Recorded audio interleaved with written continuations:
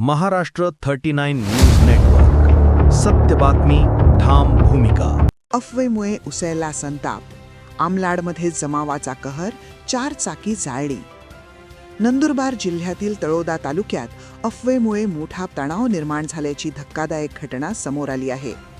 पोरं पकडणाऱ्या टोळीबाबत पसरलेल्या अफवेमुळे आमलाड गावात जमाव आक्रमक झाला आणि परिस्थिती हाताबाहेर गेली. या अफवेच्या पार्श्वभूमीवर संतप्त जमावाने एका 4 चाकी वाहनाला आग लावली. पेटलेल्या वाहनाच्या आगीचे लोट दूरवर पसरल्याने परिसरात भीतीचं वातावरण निर्माण झालं. दरम्यान संशयावरून 3 तरुणांना जमावाने बेदम मारहाण केल्याचा व्हिडिओही समोर आला आहे. या मारहाणीमध्ये 3 जण गंभीर जखमी झाल्याची प्राथमिक माहिती मिळत आहे. जखमींना तातडीने तळोदा ग्रामीण रुग्णालयात उपचारासाठी दाखल करण्यात आले आहे.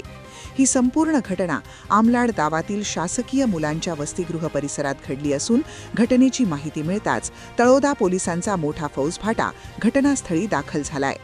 सध्या गावात तणावपूर्ण शांतता असून कोणताही अनुचित प्रकार घडू नये यासाठी पोलीस प्रशासनाने कडेकोट बंदोबस्त ठेवला आहे.